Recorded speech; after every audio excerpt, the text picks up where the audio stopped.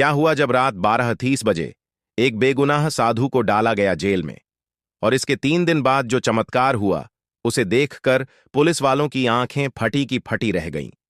यह सत्य चमत्कारिक घटना है।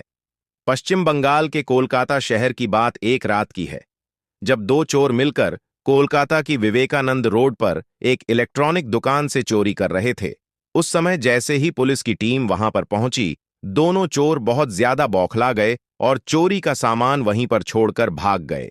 तभी इस रोड पर एक साधु गुर्जर रहे थे। जब पुलिस घटनास्थल पर पहुंची तो वहां पर उन साधु महाराज को देखकर उन पर शक करने लगे और चोरी के आरोप में उन साधु महाराज को गिरफ्तार कर लिया।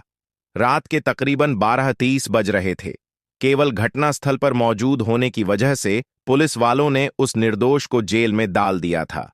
पुलिस ने उनके साथ बहुत पूछताछ करी, लेकिन उनका कहना था कि साधु तो इन सभी मोह माया से पड़े होते हैं। मेरा नाम अद्भुतानंद जी महाराज है और मैंने 17 वर्ष की उम्र में ही दीक्षा धारण कर ली थी। तभी से मैं एक शहर से दूसरे शहर में तीर्थ यात्रा करता हूं। अपनी सफाई में इतना कहने के बाद वे साधु महाराज ध्यान अवस्था में चले गए और पुलिस ने उनके खिलाफ चोरी का मुकदमा बना दिया। पूरा एक दिन बीत गया, लेकिन वह साधु महाराज ध्यान अवस्था से बाहर नहीं आए और देखते ही देखते तकरीबन 3 दिन बीत गए। साधु महाराज अभी भी ध्यान मुद्रा में मौजूद थे और पिछले 3 दिनों से उन्होंने अन्न के एक दाना भी ग्रहण नहीं किया था। सभी पुलिस वाले बहुत हैरान थे कि किसी व्यक्ति में इतनी एकाग्र शक्ति कैसे हो। शक्ति है। और उस घटना के 3 दिन बाद कोलकाता की उस पुलिस थाने में कुछ ऐसा शिकार हुआ जिसे देखकर सभी लोगों के रोंगटे खड़े हो गए।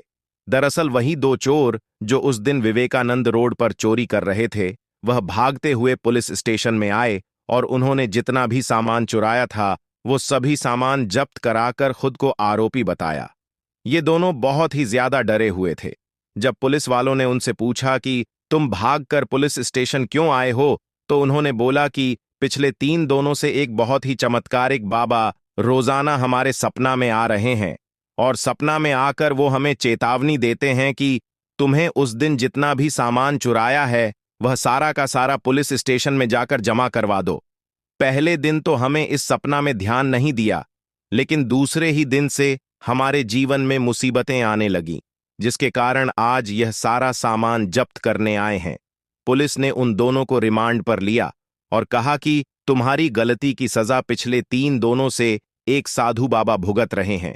जब उन दोनों चोरों ने लॉकअप में उन बाबा को देखा तो उनके पसीने छूट गए, क्योंकि वे वही चमत्कारी बाबा थे जो पिछले 3 दिनों से उनके सपना में आ रहे थे।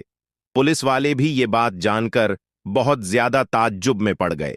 वे समझ चुके थे कि ये कोई सामान्य बाबा नहीं है। उन्होंने किसी तरह से ध्यान मुद्रा से निकलकर उन्हें तत्काल उस जेल से बाहर निकाला गया।